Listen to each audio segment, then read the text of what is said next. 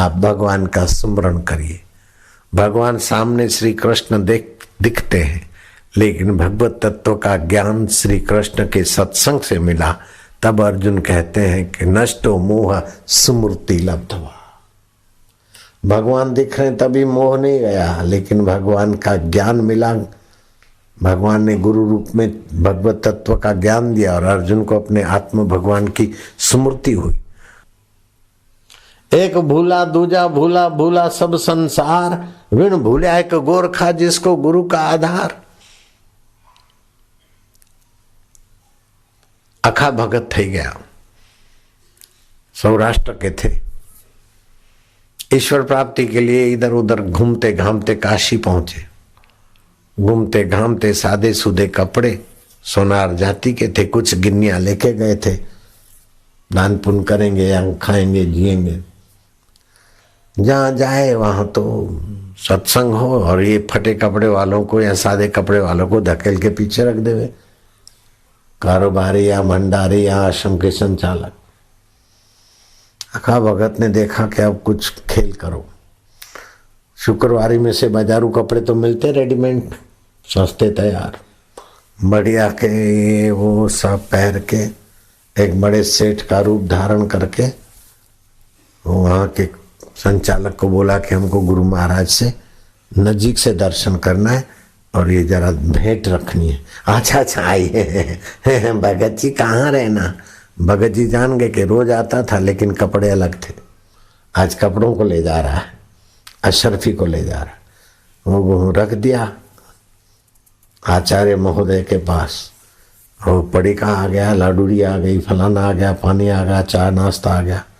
अखा भगत ने अंदर तो पुराने कपड़े पहने थे, नए उतार के उनके आगे रखे, ले खा, ले पगड़ी तू खा, ले कोट तू खा, दूसरी गिन्नी ले तू खा, रांड अतारा माटे कि क्या करते हो? बोले मैं तो कई दिनों से आता था, मेरे को तो धक्के मारते थे, लेकिन मेरे कोट को, सेठों की पगड़ी को आपने स्वागत किया है, तो वही खाए।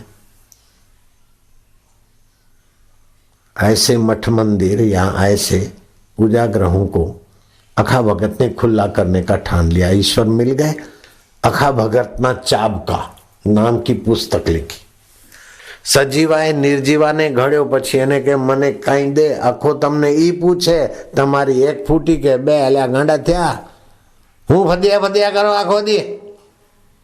श्रद्धा पूर्वा सर्वधर्मा मनोरथा फलप्रदा, श्रद्धया साध्यते सर्वम श्रद्धया तुष्यते हरि। श्रद्धा से आप पत्रम पुष्पम भी भगवान के लिए अर्पण करते, आपका हृदय भगवताकार होता है। एक जमाई राज को काम धंधे में बरकत नहीं आई, ससुरा को दया आई कि बेटी दुखी है, 3 लाख रुपया जमाई को दिया।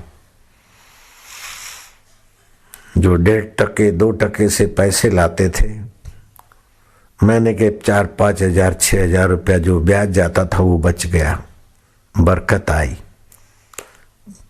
बैंक लोन थोड़ा बहुत था वो पूरा हो गया, मकान खरीदा। 2-4 साल में तो जमाई राज भी एक संपन्न व्यक्तियों में गिने। अब बेटों ने कहा कि जीजा जी को 3 लाख दिए थे, ब्याज नहीं, लेकिन पैसे हों तो अपने को जरा हाथ टाइट रहता है।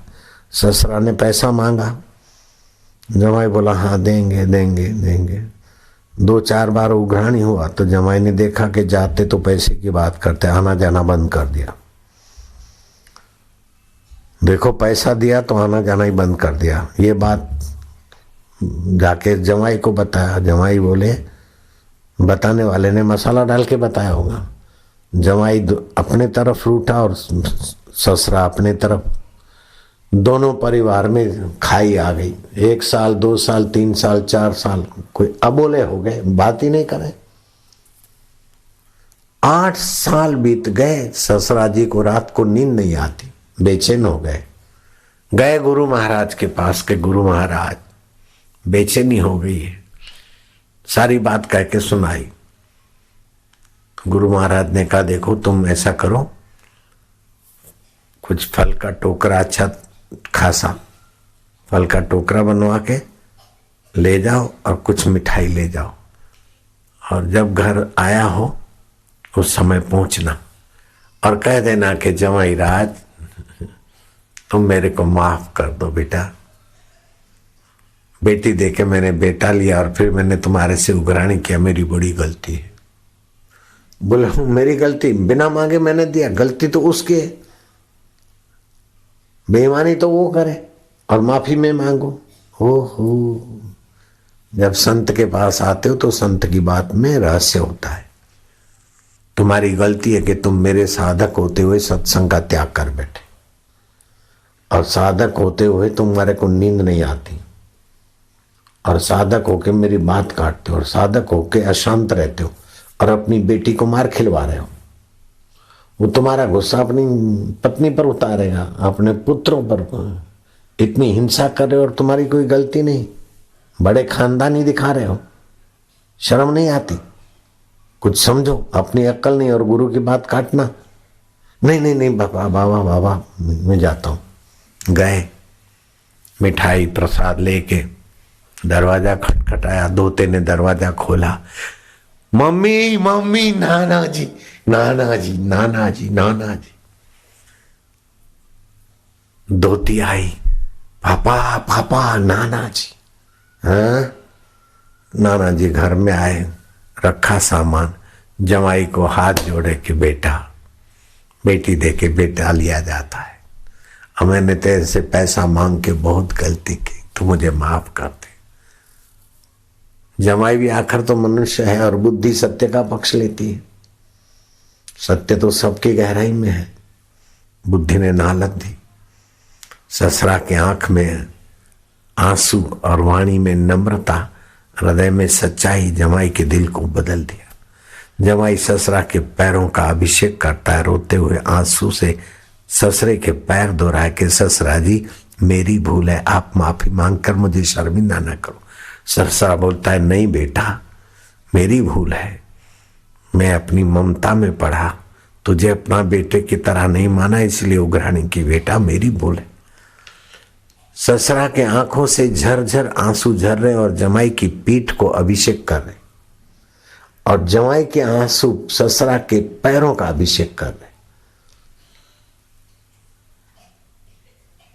पत्नी देख रही है, बेटी देख रही है, एक ही व्यक्ति पत्नी भी है, किसी की बेटी भी है। ससुरा की तो बेटी है, जमाई की पत्नी है। देखते देखते वो उसको हर्ष के आंसू चल पड़े कि यार क्या बात है, आज का दिन कैसा, आज नो दिवस केવો સોનાનો સૂર્ય, આવું મિલન, આવો વેર પ્રીતિમાં બદલાણ। બાપા બાપા શું કરો છો, પતિદેવ હા શું કરો છો, ઊભા થાઓ, રહેવા દે ને, મને મારા પાપ ધોવા દે। બાપા બસ થઈ ગયું કે ના ના બેટી મારી ભૂલ મને ધોવા દે।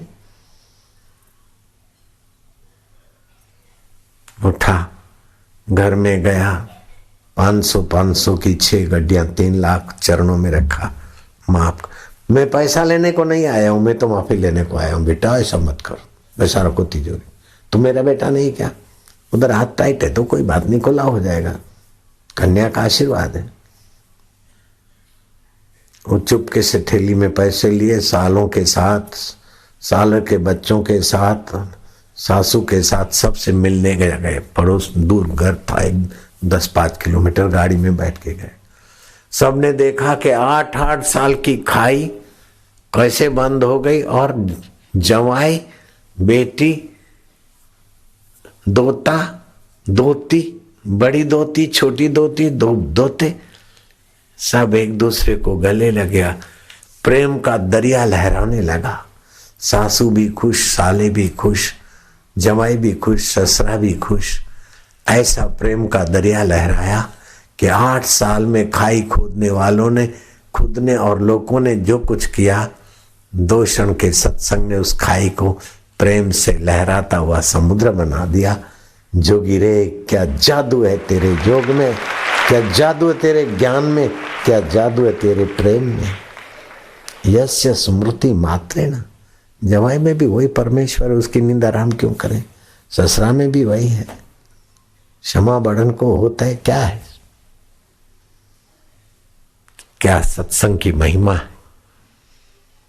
उलझी गुत्थियां सुलझाने में सत्संग के बराबरी और कोई नहीं। अखंडानंद सरस्वती के गुरुजी अपने गुरु की मूर्ति को देखते और गुरुजी मूर्ति में से प्रकट हो जाते, आशीर्वाद दे के मूर्ति में अंतर्धान। कभी कृष्ण, कभी शिव, कभी कुबेर, कभी वरुण, कभी देवता प्रकट हो जाते। ध्यान मूलम गुरु मूर्ति, ये आदि दैविक जगत में मानसिक दिव्य शक्तियां छुपी।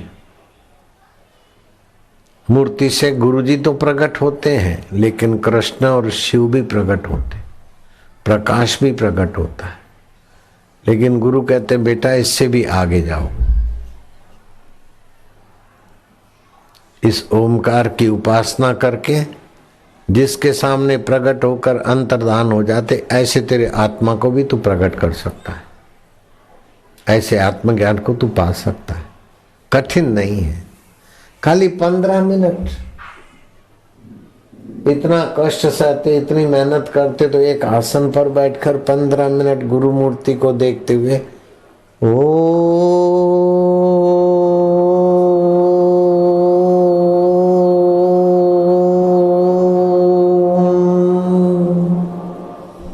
ध्यान मूलम गुरु मूर्ति सुना है, पूजा मूलम गुरु पदम, मंत्र मूलम गुरु वाक्यम, मोक्ष मूलम गुरु कृपा।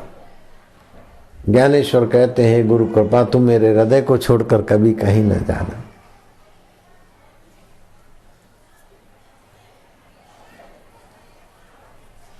आप गुरु तत्व में आ जाएंगे, आपको पता चल जाएगा। फिर किसी को बोलो ना बोलो, लेकिन आपके आगे एक्सरे होता जाएगा, इसने सच सुनाया कि झूठ सुनाया। फिर आप एकांत में ध्यान करके देखोगे तो पता चलेगा कि ऐसा हो।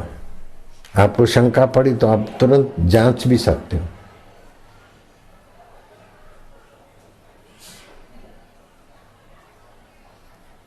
आप्त वचन प्रमाणभूत होते हैं, आप्त पुरुष का अंतर आत्मा ही प्रमाण होता है। मेरे गुरुजी के पास कोई ऐसी ऐसी समस्या आती कि सामने वाला दंग रह जाता कि बापू को किसने बताया। अब वो बेवकूफ उसको पूछता रहता है। बापू को ही पूछो ना, बापू आप कैसे जानते? बापू बताएंगे बेटे तू करके देख, तू भी जानने लगेगा।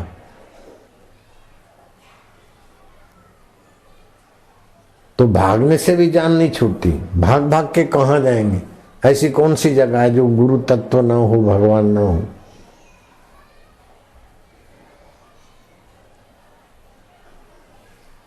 इश्क करना, जान बचाना, ये भी कोई हो सकता है? इरादे अपनी वासना के अनुसार ना हो, इरादे उपासना के अनुसार तो कल्याण होगा। इरादे वासना के अनुसार तबाही कर देंगे।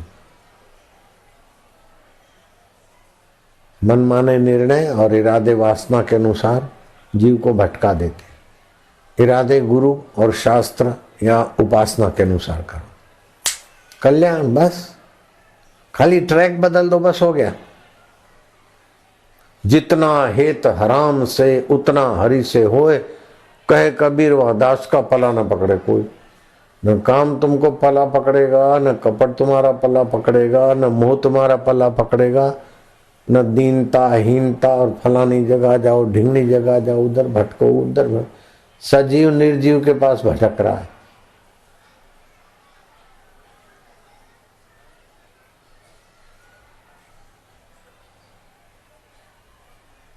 भटक मुआ भेदू बिना पावे कौन उपाय, खोजत खोजत युग गए पाव कोस गहराए। इतना नजदीक है परमात्मा, दूर नहीं, दुर्लभ नहीं, परे नहीं, पराया नहीं, फिर भी दुखी है तो कैसा दुर्भाग्य।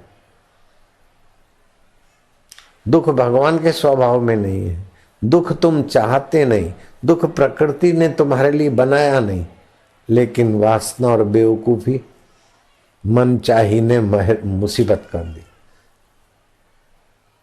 अब सास ससुरा और जमाई में दुख था, गुरु ने जरा सी युक्ति बताई, प्रेम का दरिया लहराने लग गया। नहीं लहराया। अफजल को एक साधु ने आशीर्वाद दिया था और अफजल ने वो फकीर अजमल बन गया, बड़ा प्रसिद्ध हो गया। ज्वेलर के पास जाए, हीरे मोती देखे, हाथ लगाए, बोले हाँ ठीक है अभी तो नहीं लेने, लेकिन जिसको भी हाथ लगाए नजर डाले वो हीरे मोती गायब, अफजल के पास पहुंच जाते थे। दुकान वाले परेशान हो गए, डरते थे कि ये ग्राहक ना आए क्योंकि देख लेगा। एक बार अजमल अपने चमचों के साथ रेलवे स्टेशन पर गया कि हमारे को फलानी जगह जाना है, यहाँ से तुम्हारे पास इतनी 50 टिकटें हैं क्या? बोले हैं। कहाँ है? गड्डी दिखाई। बोले अच्छा ये टिकट कितने की होती है? इतने। बोले छोड़ो अभी नहीं जाते। गाड़ी में बैठे और यूं करके सब टिकटें वो जो हाथ लगा के आ गई, सबको एक एक बांट दी। वो टिकट कलेक्टर तो बेचारा नौकरी से गया। वो क्या विद्या होती है मैं तुमको बता सकता हूं। वो विद्या का उपासना हमने नहीं किया, हमने तो सीधा सारी विद्याओं का बाप आत्मलाभात परम लाभम न विद्यते। ये परमहंस योगानंद के गुरुजी ने अफजल को देखा था और अफजल ने ये धतिंगे करते करते न जाने कितनी अपनी दुष्ट वासना के अनुसार कितने की ठगाई की। आखिर वो जब पकड़ा गया तो उसने कबूल किया और अखबार में आया कि मैं एक बार जा रहा था और पीछे से एक मोहताज गरीब आदमी की आवाज आई कि हे फकीर अफजल, हे फकीर अफजल। मैंने मुड़ के देखा, लंगड़ाता हुआ बूढ़ा व्यक्ति ने कहा तुम इतना प्रसिद्ध फकीर हो तो मेरी जरा टांगे ठीक कर दो, खुदा तुम्हारा भला करेगा। मैंने देखा उसके हाथ में सोने की अंगूठी है। मैंने अंगूठी को हाथ लगाया, आगे चला गया तो सोने की अंगूठी तो मेरे पास आ गई। वो व्यक्ति चिल्लाया कि अफजल मैंने दुख मिटाने के लिए तुझे बुलाया था कि मुझे कंगाल बनने के लिए बुलाया था? मेरी अंगूठी दे दे। मैं आगे चलता गया। उस मोहताज लाचार व्यक्ति का आवाज बलपद था, हिम्मत से बोला कि फकीर के रूप में अफजल अंगूठी लौटा दे नहीं तो ठीक नहीं होगा। मैंने मुड़ के देखा, लंगड़ाता हुआ व्यक्ति के रूप में देखता हूं कि वही 20 साल पुराना जिस साधु ने मेरे को ये युक्ति बताई थी वही साधु अफजल। मैंने शक्तियां दी थी लोगों को लूटने के लिए, उल्लू बनाने के लिए, कि लोगों का दुख दूर करने के लिए। जाओ वो शक्ति आज से गई तुम्हारी, मैं शक्तिहीन हो गया। जो तूने दिया वो मेरे हाथों से गिरा। शायर उस बात पे रोना आता है। जो देना जानता है वो लेना भी जानता है। तो मनुष्य अपने भाग्य का आप विधाता है। यदि आप मनमुक्ता को और वासना को महत्व देते तो आपकी तबाही सुनिश्चित है। अगर आप शास्त्र को, संत को, धर्म को महत्व देते हैं तो आपकी उन्नति सुनिश्चित है। अब मर्जी तुम्हारी, कौन कब तक संभालता रहेगा? जो संभालना ही नहीं चाहे तो कौन कब तक संभालेगा? पानी को गर्मी दिया तो गर्म हो जाएगा और गर्मी देना छोड़ा तो फिर सहज रूप में आ जाएगा। गीजर में गर्मी दो तो गर्म होगा और गीजर बंद कर दो एक आध दिन में अपनी मूल स्थिति में आएगा। गीजर में पड़ा पड़ा भी ऐसे ही फ्रिज में उसको ठंडक दो तो बर्फ बनेगा, ठंडा बनेगा, और फ्रिज बंद कर दो तो अपनी मूल स्थिति में आएगा। ऐसे ही जीव, मूल स्थिति उसकी बड़ी सुखद है, लेकिन काम आया तो काम ही बन गया, काम चला गया तो मूल स्थिति में आ जाएगा। क्रोध आया तो क्रोध ही बन गया, फिर क्रोध शांत हो जाता है। मोह आया तो मोही बन गया, अहंकार आया तो अहंकारी बन गया, चिंता ही तो चिंतित बन गया, लेकिन मूल स्थिति में आ जाता है। नींद आई, निद्रित बन गया, लेकिन फिर अच्छी नींद आई थी, ठीक नहीं आई थी, सजगता थी, वो साक्षी स्वभाव उसकी मूल स्थिति। कोई गाली दे रहा था, मुझे गुस्सा आया फिर याद आया कि बापू बोलते गुस्सा आए तो हाथ की उंगलियां ऐसे दबा देना, और कोई गुस्सा करे तो जीव तालू में लगा देना। ओम शांति, उसका मंगल हमारा मंगल। घर के कितना भी गुस्सा करे उसका भी मंगल, अपना भी मंगल। बापू जी बहुत अच्छा लगता है। बापू जी अभी तो मैं कुछ भी नहीं हूं, लेकिन आपका ज्ञान, मैं जा रहा था वो दिल्ली में कई जगह पर फॉरेस्ट लगता है सड़क के किनारे, फॉरेस्ट में से सड़क गई है, तो बापू जी एक बड़ा सांप, लोग उसको मारने को, तो मैं क्या काय को मारते हो, ठंड में ठुठ रहा होगा। बापू जी आप सांप पकड़ देने, तो मैंने भी उसको पकड़ लिया और उसको रखा जाके। लोग देखते रह गए कि काटेगा मर जाओगे, मेरे को कुछ नहीं किया सांप ने।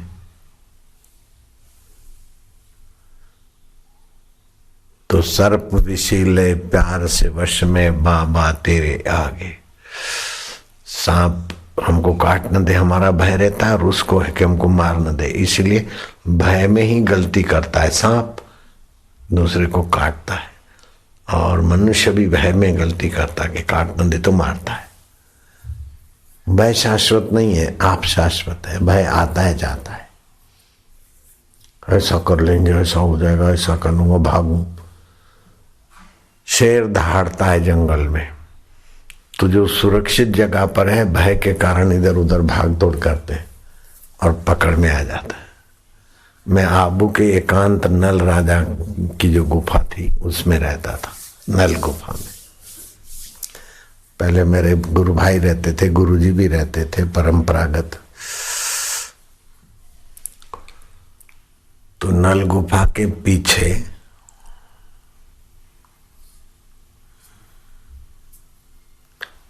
हवाई गुफा, दरवाजा बरवाजा नहीं था, हवा आए जाए। हवाई गुफा में कोई साधु थे, तो चुप बैठे रहते थे और धुना बना के आ गए। उनकी उम्र होगी उस समय भी, जब मैं 30 का था, 27 का था, 28 नहीं 22 से 27 के बीच का था। उन दिनों की बात है, अभी 70, कुल मिला के 45 साल पहले की बात होगी। तो मैं क्या महाराज इधर, हाँ बोले इधर एक शेर आता है बंदर को खा जाता है। मैं क्या महाराज शेर तो नीचे रहेगा, बंदर ऊपर है, कैसे खाता है? बोले वो नीचे दहाड़ता है शेर, तो बंदर डर के मारे गिर जाता है, पकड़ लेता है। फिर मैं अल्मोड़ा गया, तो अल्मोड़ा में बघेड़ा,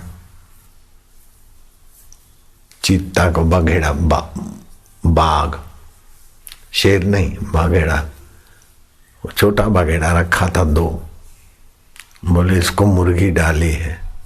तो मैं क्या मुर्गी कैसे डाली? बोले जिंदी मुर्गी डालते हो शिकार करता।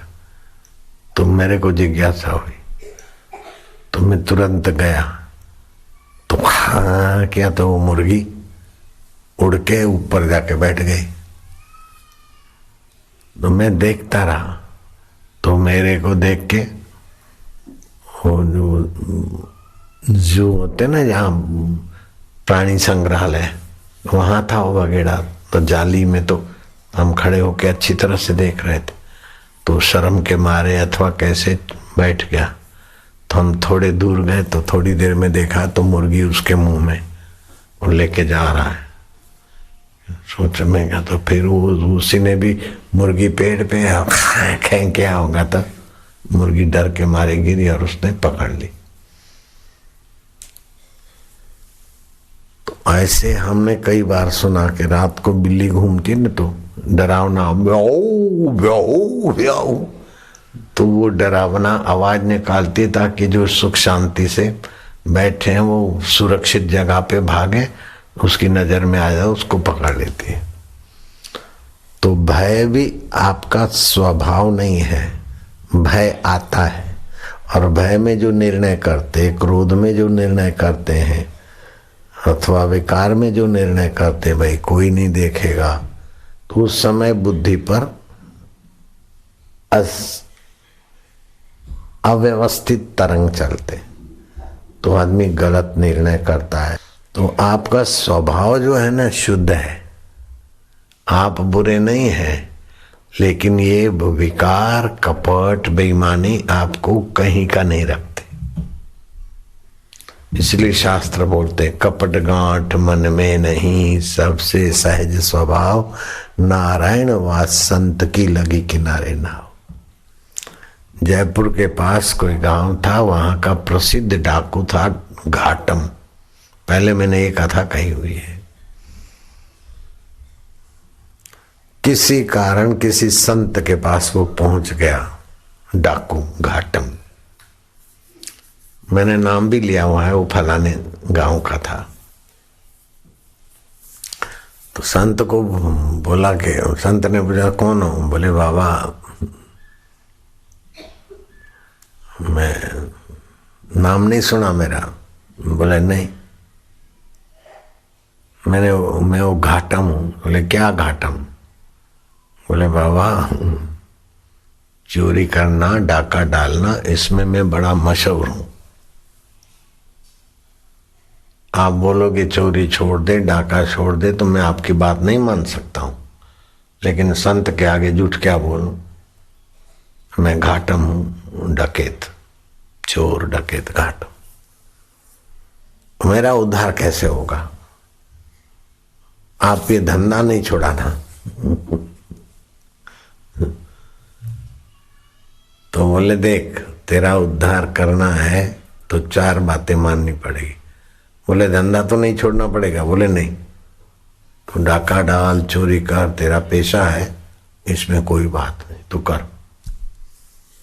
लेकिन जहाँ संत हो, आरती होती हो, वहां की जगह को लांग के नहीं जाना।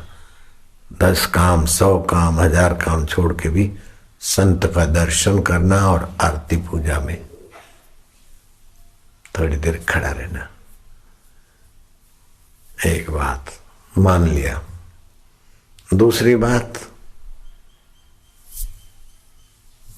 जैसे मेरे आगे तू सच बोला, कोई पूछे कौन हो क्या नाम है तो उसको बता देना मैं घाटा हूं। बोले ये भी बता दूंगा। ज्यादा कोई गड़बड़ करेगा मन में सोचा कि कुहाड़ी मार दूंगा अथवा आदमियों को लगा दूंगा, उसी समय मार दे उसको। तीसरी बात है कि तू एक दिन तो मर जाएगा बेटा, उसके बाद भी रहेगा, नरक में जाए चाहे स्वर्ग में जाए लेकिन रहेगा ना। इतनी बात तो चोर डाकू भी समझ जाते कि मरने के बाद पाप का फल भोगने को रहते हैं। हाँ, तो ये मरने वाला शरीर है, मरने के बाद भी तू रहेगा। जो मरने के बाद रहता है वो अमर आत्मा का अंश है। जैसे घड़ा मर जाए तो भी आकाश रहता है, मकान टूट जाए तो भी आकाश रहता है, ऐसे चिदघन चैतन्य जीव रहता है। तो मरने के बाद भी मैं रहता हूं, मैं आत्मा हूं। आत्मा परमात्मा का सीधा संबंध है, जैसे घड़े का आकाश और महाकाश। मैं भगवान का हूं, भगवान मेरे। ये बात तो तू मान लेगा? बोले हाँ बाबा मैं वचन देता हूं, मैं भगवान का हूं, भगवान मेरे। और कोई पूछेगा तो मैं अपना सच्चा नाम बता दूंगा। और जहां आरती होगी संत होंगे वो जगह को लांग के नहीं जाऊंगा, उधर रुकूंगा, दर्शन करूंगा।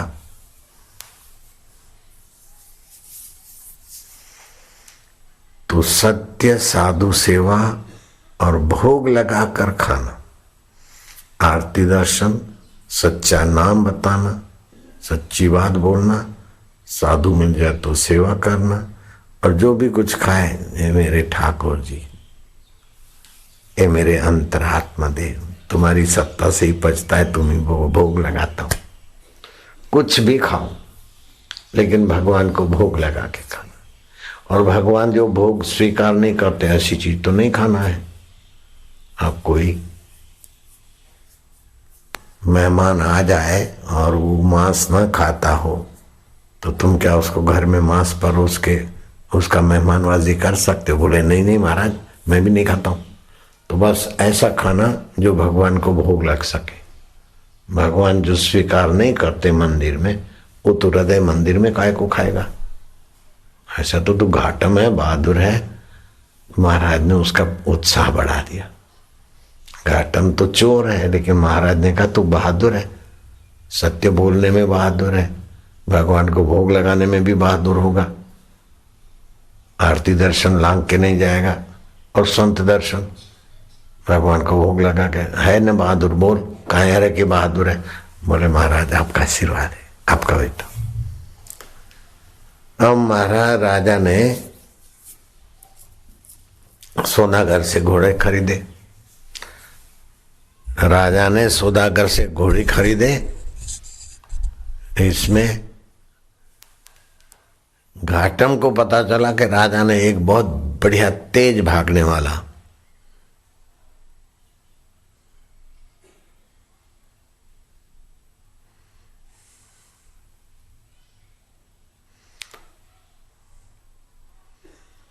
घाटम, मीणा जाति का घाटम, जयपुर के पास छोटे से गांव में रहे। जयपुर राजा ने घोड़ी खरीदी और वो घोड़ी महंगी थी और ऐसा भागे कि घाटम ने कहा ये राजा को जरूरत नहीं, मेरी जरूरत है। डाका डाला और जंप मारा घोड़ी पे, घोड़ी हवा हो गई। ये तो मेरे लिए घोड़ी है, राजा क्या करेगा ऐसी घोड़ी। एक सुबेरे अंधेरे में आया,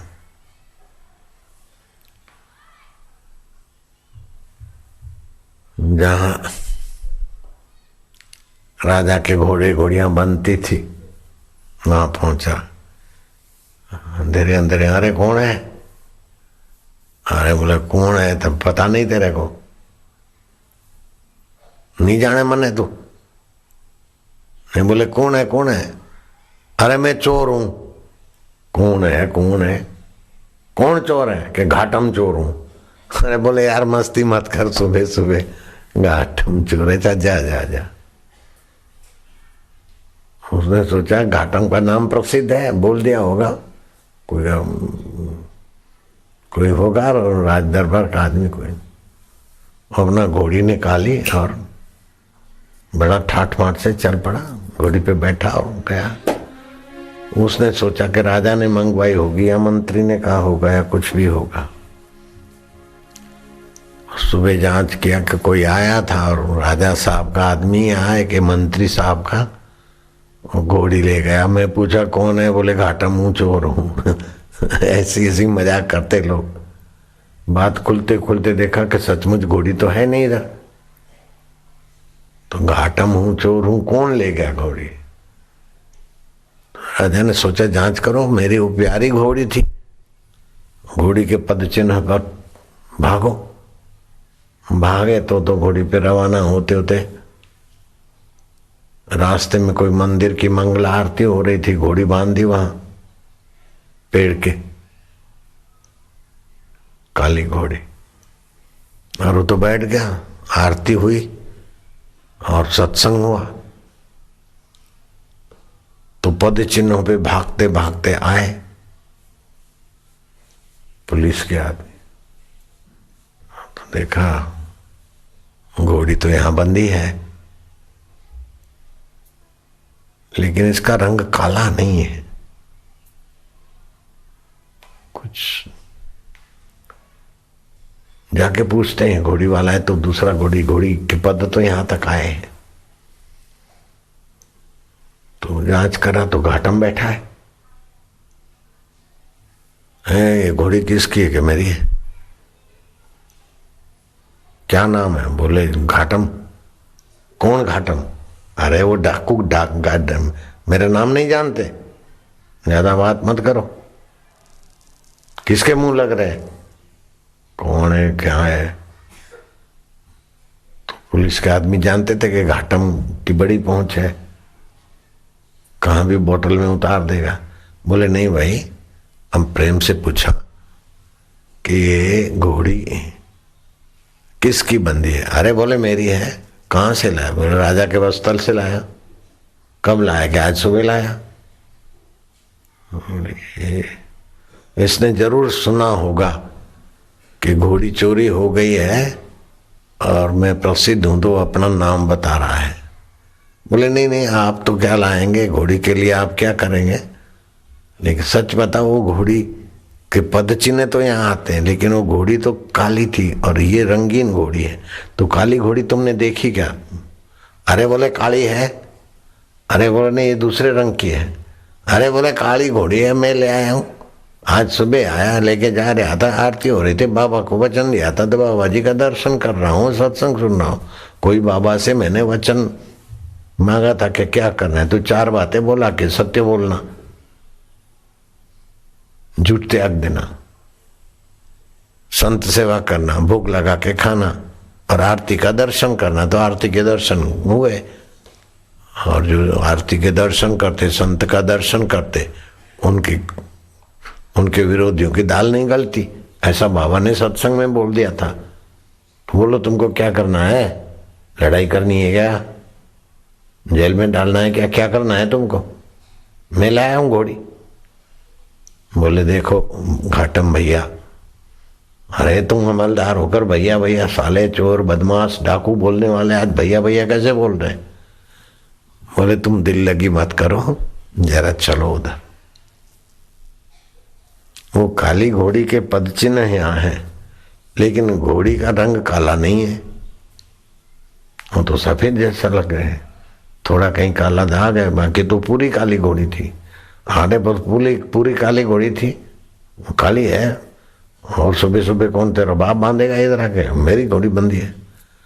जहाँ बंधा था घोड़ी बांधी थी, वहां देखता है कि घोड़ी बांधी हुई, लगाम तो वही की वही है, मेरे पद भी हैं, और कोई मेरी घोड़ी खोल के दूसरी घोड़ी बांध दी तो संभव भी नहीं है। तो ये रंग कैसे बदला? गुरु महाराज को याद किया कि काली घोड़ी का रंग कैसे बदला। अरे बोले काले विकार और डकैत का मन किसने बदला? सत्य बोलने में कैसे आ गया? तो सत्य तो साफ होता है ना, सफेद। तो सत्य के प्रभाव से तेरी रक्षा हो रही, घोड़ी सफेद हो गई। जरा सा काला दाग रहा कि पुराना में घाटम ऐसा सोचता है, वही दाग है। कथा तो लंबी थी, इंक्वायरी हुई है हुई, लेकिन राजा इस नतीजे पे आया कि सत्य जरा सा बोलने से घाटम जैसा डाकू संत की बात मानने से इतना निर्भीक हो गया, और वो निर्भीक हो गया और सत्य पर टिका रहा और आरती के दर्शन करता है। मैं उसको सजा दूं? अंतरात्मा मेरा कांपता है, मना करता है, प्रभु जो तेरी मर्जी। सत्य की रक्षा, सत्य का समर्थन सभी मनुष्य करते हैं। बेटा फंस गया है और मंत्री ने पूरा जेक लगाया, वकील भी किया, ये भी किया, जज जो कुछ दबाव डालना था डाला, फिर भी नेता का पैसे के लालच ये हो, लेकिन नेता का छोरा जेल में गया। तो नेता आकर अपनी पत्नी को कहता है कि देख फलाने की माँ, हमने तो सारी कोशिशें की, लेकिन झूठ तो झूठ होता है। मंत्री का बेटा है तो क्या है, अब गलती तो की ना, पिटाई की और वो आदमी अस्पताल में है, मर गया, तो गलती तो है ना छोरे की, लोफर तो छोरा अपना है। सजा मिल गई छोरे को, जेल में है, और मंत्री कहता है कि गलती तो थी ना, छोरा अपना लोफर है ना, बाप के नाम से उसने गुंडागर्दी की ना। तो बुद्धि सत्य का पक्ष लेती है। बेटा है, सारी कोशिशें की, लेकिन सत्य तो सत्य है। मैं मंत्री हूं तो क्या है, देखा भगवान तो सब देख रहे हैं। कितना भी जज को भी हमने दिया और वो जज लेता देता भी है, सेटिंग करता, लेकिन अपने पैसों की लालच में भी नहीं आया। देखो सत्य तो सत्य है। मंत्री सत्य का पक्ष ले रहा है, बोलो। असत की पूरी कोशिश की, फिर भी पक्ष तो भीतर से बुद्धि सत्य का ही लेती है। तो राजा की बुद्धि में आ गया कि भाई देखो, घाटम आया और बोलता मैं घाटम हूं, इसकी सच्चाई। कौन घाटम? बोले चोर डाकू घाटम। फिर मंदिर में बैठा है, संत के पास जाता है और संत को वचन दिया और उस पर अडिग है, ऐसे सच्चे आदमी को सजा देना। घाटम को बुलाया कि घाटम तुम मेरा सेनापति बनेगा। अरे बोले राजा ये तो आप मस्करी कर रहे हैं। अरे तेरे जैसा सच्चा और बहादुर सेनापति बनेगा तो मेरी सेना का 4 चांद लग जाएंगे। जो आपकी मर्जी राजा।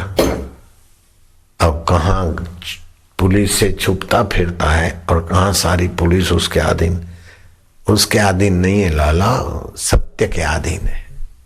सत्यम परम धीमहि। घाटम जैसे सुधर सकते हैं तो मैं चंगू मंगू टिल्लू मुल्लू शांता कांता कुछ भी हो आप, बस आज से इरादा पक्का कर लो। ऐसा हो गया है, बस बात पूरी हो गई। आपको पता नहीं, ऐसा इतना नहीं हुआ, और भी है। आप जो बोलते हैं ये बात सच्ची है, लेकिन मैं कैसे बताऊं? बता ना बता, लेकिन आज के बाद नहीं करेंगे, बस इरादा पक्का कर लेना। तो घाटम से भी गया बीता क्या? एक डाकू, चोर डाकू और घोड़ी के लिए जा रहा है और बोलता है सेनापति बन जाता है। तो आपका स्वभाव सत्य है, आपका स्वभाव चित्त है, आपका स्वभाव आनंद है। ये असत, ये विकार है, आते हैं जाते। कोई बोले नहीं असत के बिना चलता नहीं, तो तू सतत असत बोल के दिखा। भूख लगी है तो बोलो नहीं लगी है, नींद आती है बोले नहीं आई, किधर जाना है बोले नहीं जाना है, क्या कर रहे हो बोले कुछ नहीं कर रहा हूं, तो लोग तो देखेंगे। तो असत नहीं बोल सकता है, लेकिन सत्य तो बोलेगा ही। दूसरी सीधी बात है कि बेईमान आदमी भी अपना सेक्रेटरी ईमानदार चाहता है। सच्चे तो सच्चे को चाहते हैं, लेकिन झूठे कपटी लोग भी सच्चे को अंदर से चाहते हैं। पत्नी झूठी है, लेकिन मेरा पति मेरे से झूठ ना बोले। पति झूठ कपट करता है, लेकिन पत्नी मेरे से धोखा ना करे। क्या ख्याल है? दीकरी भले जूठू बोलती है, पर मां मने जूठू बोलीने पटावे ये हारू नहीं कहवाय। तो झूठ, सच्चे तो सच्चे को चाहते, लेकिन झूठे कपटी बेईमान आदमी भी सच्चे के आगे नतमस्तक होकर बैठते हैं। अब मैं सच्चे बोलता हूं ऐसा मेरा दावा नहीं है, लेकिन मैं झूठ से बचने की कोशिश करता हूं, फिर भी आ जाता है तो बोलता हूं ऐसा नहीं, ऐसा है, ये मेरी गलती है या मेरी मिलावट है। तो लोगों को कितना विश्वास और मेरे को संतोष है, फिर भी मैं पूरा सत्य बोल रहा हूं, ऐसा मैं नहीं बोल सकता हूं।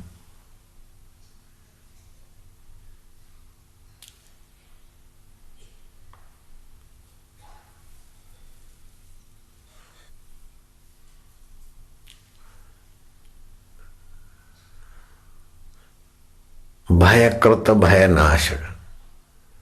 अब चोर को भी मदद करते, शांत होकर चोर प्लानिंग बनाता है तो उसको भी चैतन्य ज्ञान तो देता है।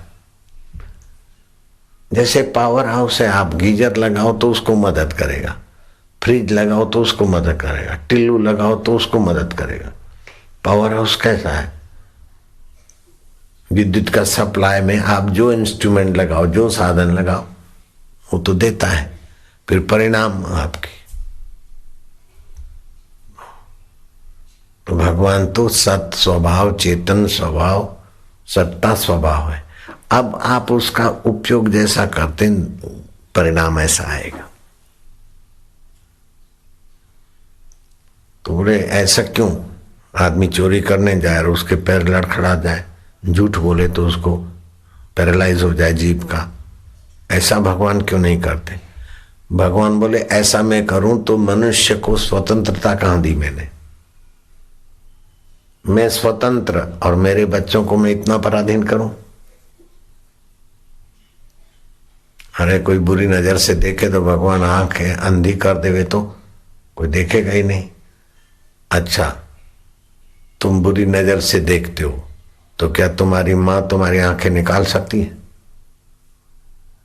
तुम चुराते तो क्या तुम्हारे बाप तुम्हारे हाथ काट सकते हैं?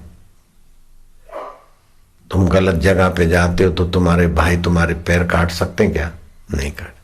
जब 4 दिन का संबंध है माँ से बाप से तो तुम अभी पैदा हुए, वास्तव में परमात्मा से तो तुम अनादिकाल से हो। जब अनादिकाल से वो तुम्हारा सुहृद है तो इतना क्रूर कैसे होगा? चलो आज नहीं तो कल, कल नहीं तो परसों, देर सबेर नहीं तो फिर यात्रा करके 2 करोड़ वर्ष की फिर कभी सुधरेगा। कैसा धैर्य है भगवान का। और सुधारने के लिए हाथ काटना, पैर काटना, आंखें निकाल देना, जीभ का, ये माँ बाप का जैसे काम नहीं, ऐसे भगवान का भी ये काम नहीं। माँ बाप बच्चे को अच्छे स्कूल में ले जाएंगे, ऐसे वो भगवान अच्छे स्कूल में सत्संग में ले आते हैं। ये उनकी कम कृपा है क्या?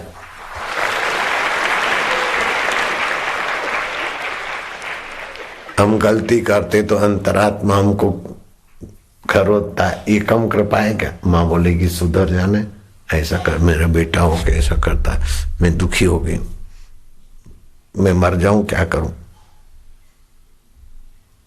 डांटेगी लेकिन कुछ भी माँ करेगी तो चलो मेरा बेटा है ना, बेटा बस।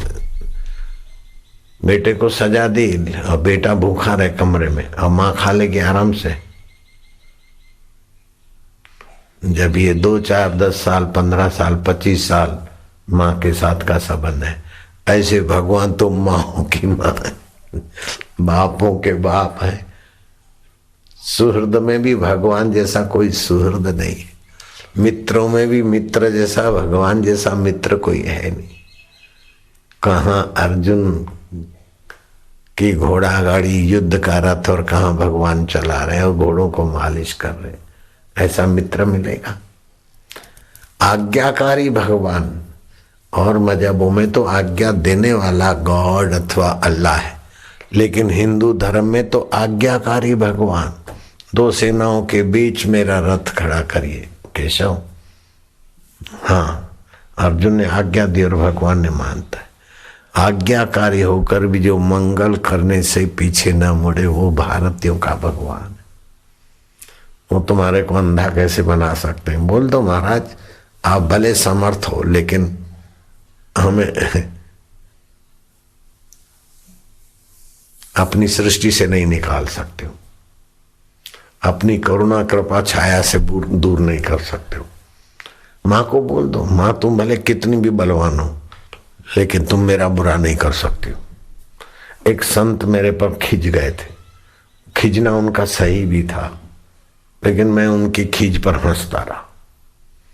और संत बड़े दमदार थे, कुछ भी बोले तो वो घटना घट जाए। बोले क्या, वो सोचे तो भी ऐसा हो सकता है, ऐसे ऊंचे संत थे। किसी कारण से वो मेरे पर बिगड़ गए। कारण क्या था? बड़ौदा में सत्संग चल रहा था, मार्च अप्रैल मई के महीने होंगे, आज से 20 साल पुरानी बात। तो गर्मी में हवाएं चलती न, बमंडल चला, ऐसा तूफान के वंटोड़ियो कहे ना गुजरात में, वंटोड़ियो बमंडल आ रहा है। सब पंडाल मंडाला भी सब गिरेंगे और लोगों के सिर फूट जाएंगे, ऐसा वातावरण था। तो मैंने क्या करा, ओम ओम ओम ओम ओम।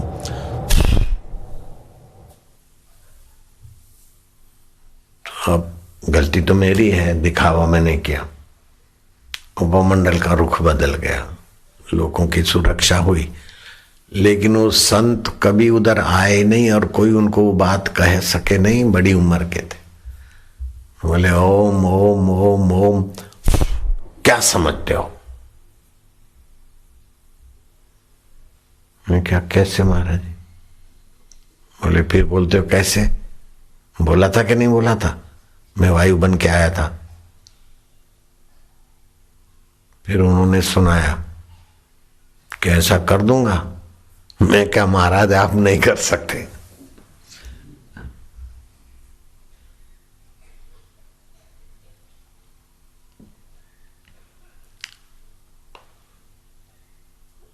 मैं खूब हंसा।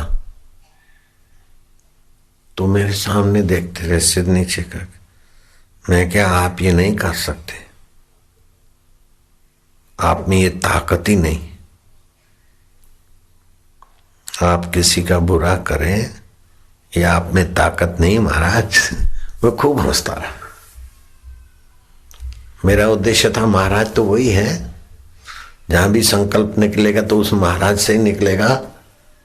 वो महाराज जैसे इस महाराज जी के हैं उतने ही तो मेरे हैं, मेरी भी दृढ़ निष्ठा। मैं आपको सच बताता हूं कि वो ज्यों बोले त्यों मैं हंसूं। आखिर वो भी हंसे और बोले भाई गरीब ब्राह्मण हूं, माफ कर देना। मैं क्या बाबा ये क्या करते मेरे मिलने वाले थे, लेकिन जो अपनी गुफा किसी को नहीं दिखाते, वो मेरा हाथ पकड़ के उनकी साधना की गुफा में मेरे को ले गए। अदृश्य होने की सिद्धियां उनके पास थी और दूसरे योगियों से पंजा मिलाने की विद्या मेरे पास नहीं, उनके पास थी। साधना के जगत में मेरी योग में या और जगह भले तत्व ज्ञान में या कुंडलिनी योग में मेरे को गुरु की प्रसादी मिली यहाँ और गुरु, लेकिन वो भी कोई कम नहीं थे। सच्चाई तो ये है कि मेरे को और उनको दोनों को साथ में बिठाएं तो वो सवाए हैं, मैं पौना हूं। सीधी बात है। मेरे 75 मार्क होंगे, उनके 125 होंगे, उनके 100 में से 125, मेरे 100 में से 75। सच्चाई ये है।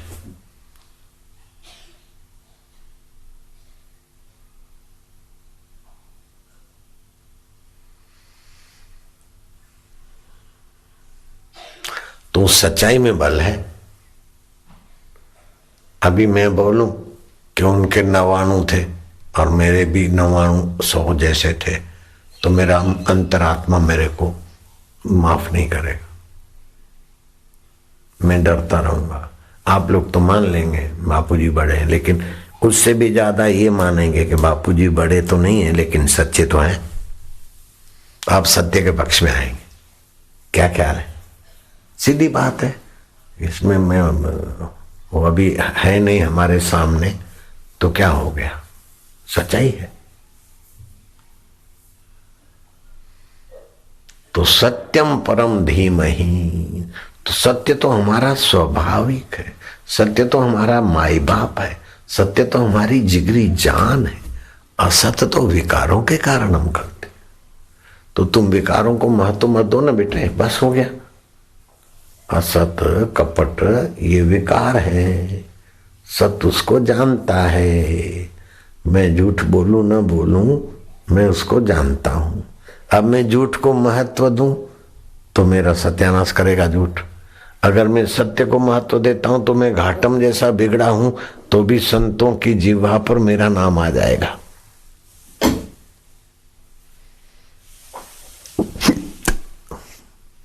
मेरे गुरुजी को किसी ने नहीं कहा, कभी भी नहीं कहा कि आप बचपन में क्या करते थे।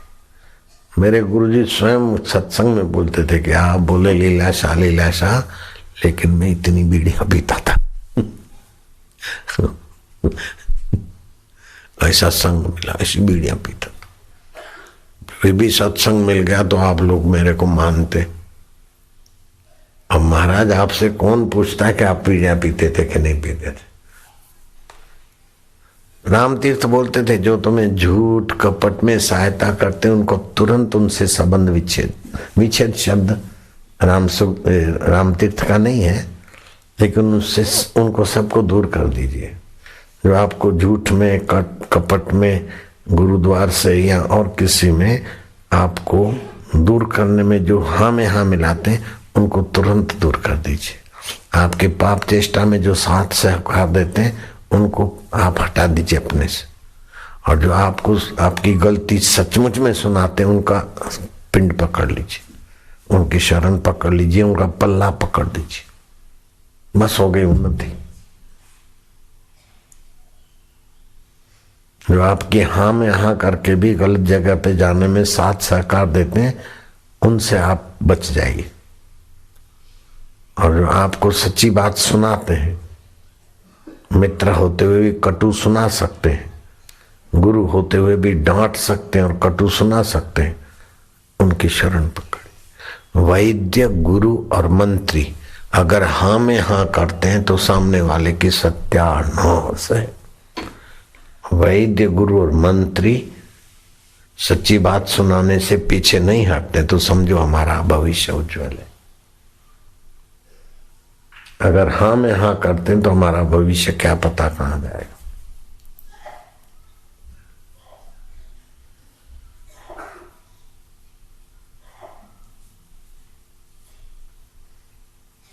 मेरे गुरुजी में क्या खासियत थी, मैं तो सोचता हूं कि